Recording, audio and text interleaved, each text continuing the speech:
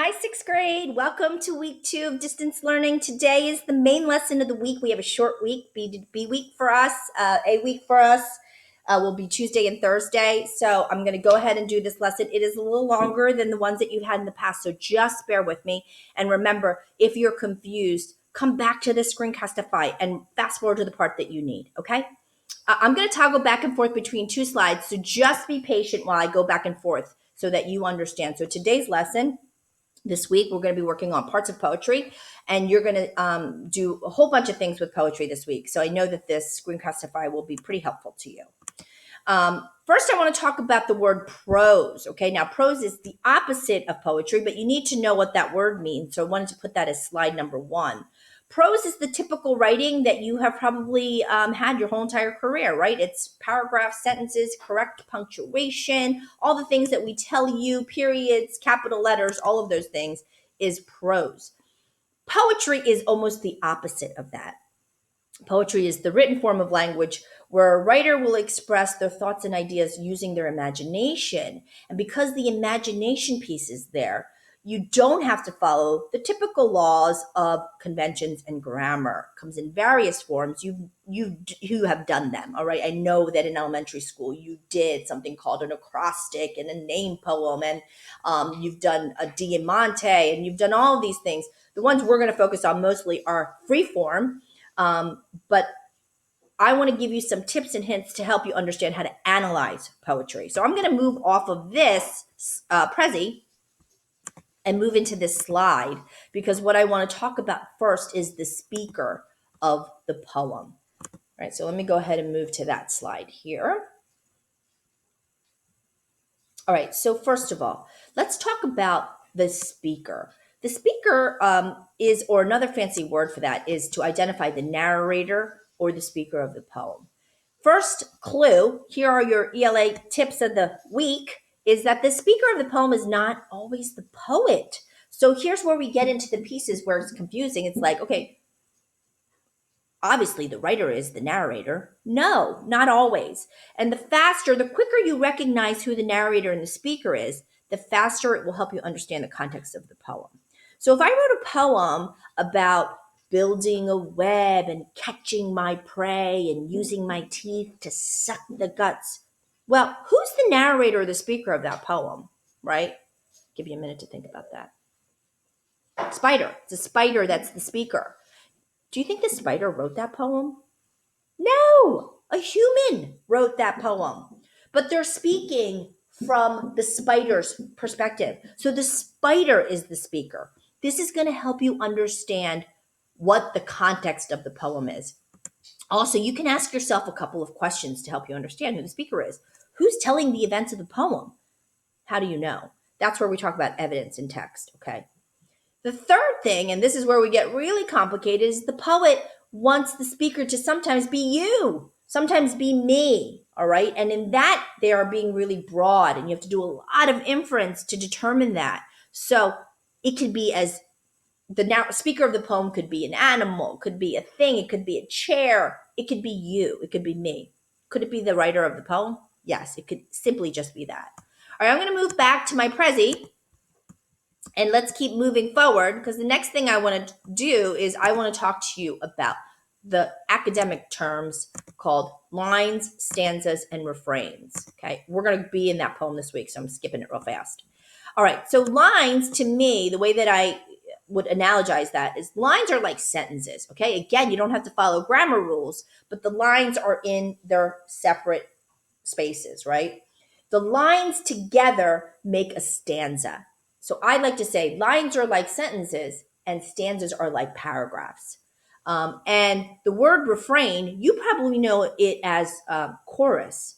So if you listen to music or if you read lyrics, you'll see that that group of words, a phrase, is repeated in a song.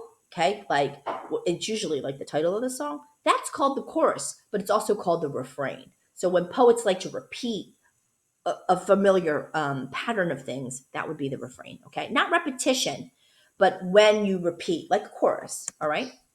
I'm going to move over here because I want you to take a look at my poem that I made to demonstrate this. So I wrote this poem this morning. And again, it seems like we're all in this kind of coronavirus quarantine theme. But I wrote, roses are red, violets are blue. Never use this form again unless you have no clue. Fee, fi, fo, fum, look who's coming to dinner. No one, no one, looks like I'm getting thinner. Ha! Now, look, I added this ha for a reason. I'm going to explain to you why. If you notice, sometimes poets, or sometimes when you see poems, you'll see these numbers in front of the lines. That means that that's line number 1. Here's line number 5. Here's line number 9. If you notice, they didn't put numbers in front of these. It means they didn't feel like putting numbers all the way down. But this is line number 2, line number 3, line number 4 right here. And if I look for stanzas, this would be stanza 1, this would be stanza 2, and this would be stanza 3. Now, one thing you'll notice is like, hey, stanza 3 doesn't have the same amount of lines as the other two. You don't need to. Poets can do whatever they want. For me, when I wrote this poem, I thought, oh, that would be a good way to end it. And I don't want to put it up here. Could I have put it up here and made it line 6 in stanza 2?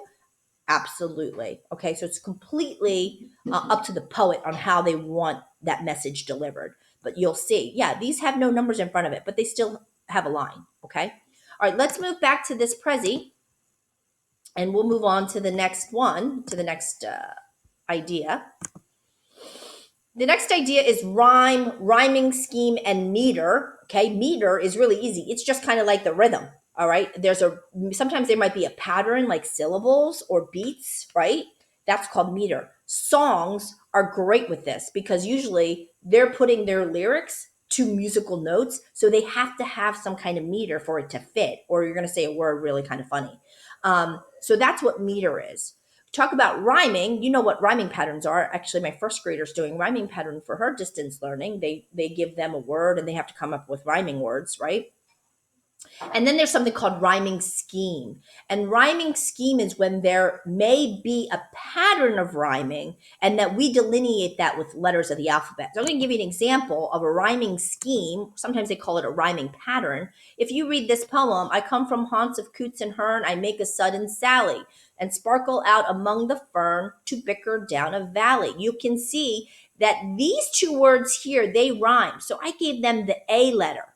And Sally and Valley rhyme. So I gave them a B letter. So this rhyming scheme is called the ABAB scheme. Lots of you do that. Sometimes a lot of you will do ABBA. That's another rhyming pattern. Or ABCA, right? You rhyme the last to the first.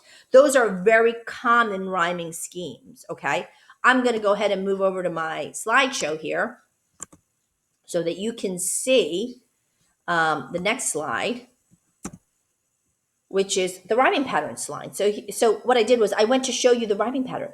In stanza 1, I have an A, B, C, B pattern. Only blue and clue rhyme, okay? So you can see only this line here and this line here rhymes. That's called an A, B, C, B.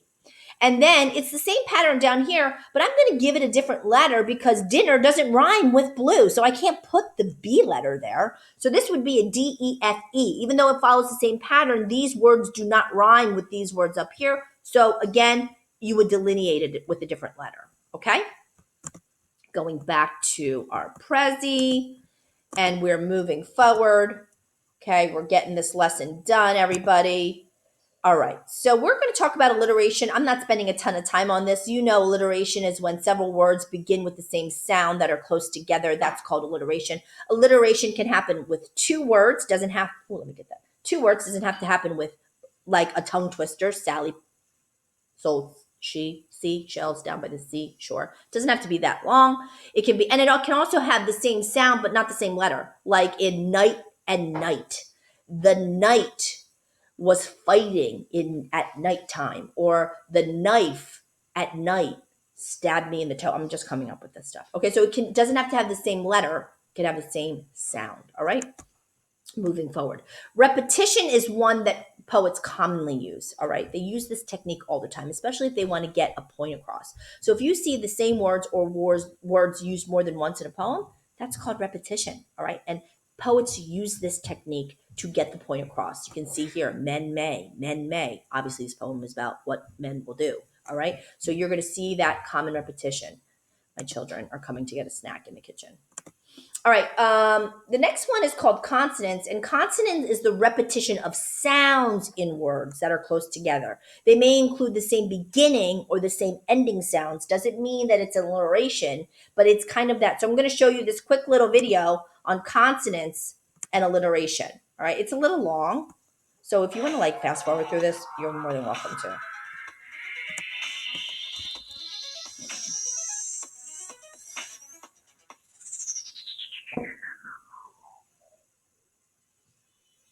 What's up, guys? It's Dono. This week I'm going to be talking about assonants, consonants, minor bar. The letters don't have to be the same, it's just the sound of the vowels that's important.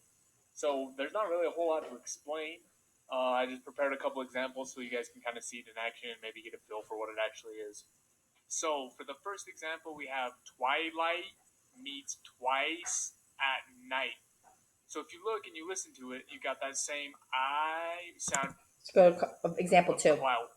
And if you look at this line, you've got that ow sound repeated. So it should be starting to make a little bit more sense now. Let's go to consonants. Consonants instead of vowel sounds that are repeated. So again, there's not a whole lot to explain. I'm just going to give you guys some examples so you can get a feel for what it sounds like. The first example that I got for you is Norm the worm was taken by storm. And if you look at that, the sound is repeated. The next so see the RM sound, M sound, but it doesn't rhyme. Mammal. And if you look at that, that sound is repeated. The last example is I battle brittle writtens in little sets. And at this point, you should be able to tell that the T sound is the one repeated and should be making a lot more sense. It's really a pretty simple set of concepts to understand, but using them is a little bit more tricky. So Okay, so I'm going to move on because you can just see it's when those consonants are repeated, but you don't necessarily hear a rhyme. Okay, so that again is a great little tool that poets will use. I'm going to keep moving forward. Onomatopoeia, again, words that make a sound. Okay, so you know them in comic books: boom, wow, oops, zap, splat. Right? These are all onomatopoeia. Now I'm going to show you this really cheesy song. But every year I play it, everyone cringes because it's really cheesy. But then it's like so catchy, and I think it's really funny. So I'm going to play this little song for you, onomatopoeia song.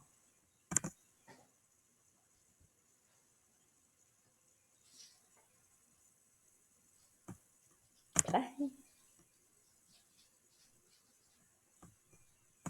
Why isn't it playing?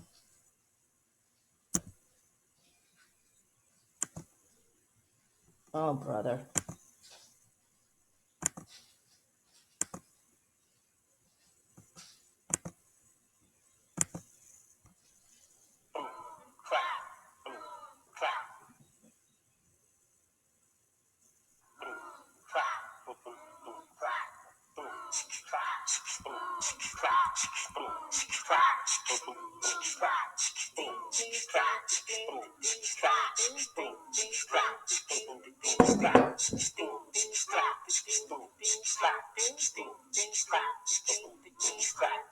Wake up in the morning to the alarm clock beeping. My feet go slap as they touch the floor. Pour myself some juice that I drink with a Coke. I sip on my cup and I walk out the door. Beep, slap, gulp, and zip are words that imitate the noises of the sounds I heard. Onomatopoeia. Words that you can hear. Words that make a sound. You can make the sounds of the world around you. Jingle our change inside my pocket. Good onomatopoeia there. The hiss of air leaking from my tire. The roar of the engine of a space-bound rocket. The crackle of the wood in a toasty fire. Jingle, hiss, roar, and crackle of words that imitate the noises of the sounds I heard. Onomatopoeia. Words that you can hear. Words that make a sound. You can make the sounds of the world around you. Crack of the bat as you hit the ball. Okay, you get the idea. All right. All right. Now we're going to talk about connotation and denotation, words and what they mean. So denotation, we did this last week, I think, or the week before, is the dictionary definition of the word, and the connotation is the secondary meaning of the word associated with your emotions. So this is a really quick video about connotation and denotation. Connotation and denotation. Denotation is the literal meaning of a word. For instance, the Webster Dictionary definition for the term unique is a word that is used to say that something or someone is unlike anything or anyone else, very special or unusual. But the word unique can have connotations attached to it. Connotations are the feelings or emotions attached to words. To some, unique can have a connotation such as strange or weird attached to it. Here's another one. Peter was a confident football player. This could be interpreted as positive or negative. Peter could be a cocky football player or one that knows what he's doing and plays the game well. It all depends on how you say it and the context of the sentence. Here's an example. Peter was such a confident football player that he was disregarding plays and letting his teammates down. Or, Peter was such a confident football player that his teammates were happy to have him in the game. Words have positive and negative connotations. The word skinny is more positive than gaunt, but the word slender is more positive than skinny. Words evoke meaning depending on how they are used in a sentence. Created using Powtoon. Okay. It's just cleaning up. Okay. Connotation, denotation. Very quick. Okay. Let's move on to tone and mood. And tone and mood, I love this picture because I think tone is to do with the writer's mind, and mood has to do with the reader's emotions. Okay. So we're gonna watch this little video first. Hello, I'm gonna favorite read. students. Did you know emotions play an important role for writers and readers? In order to understand what role emotions play, we need to understand mood and tone. Tone is the writer's attitude or feelings towards the subject. Make sure to get this definition written down on your note-taking page. Mood is how the text makes you, the reader, feel. Make sure to write this definition on your note-taking page too. How are tone and mood similar? Both tone and mood have to do with emotion.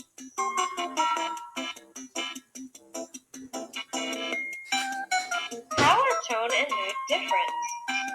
Tone refers to how the author views the subject. Mood refers to how the reader feels about the subject. Ask yourself this question to determine the tone of a reading. What is the writer's attitude about the topic, events, or characters?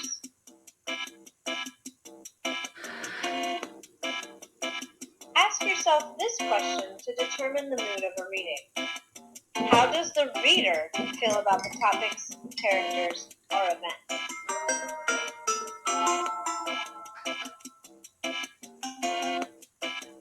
Now that you have the front of your note page done, go back to Google Classroom and watch the Mood Words video to complete the back of your paper. Don't forget to take the survey. All right, I'm back.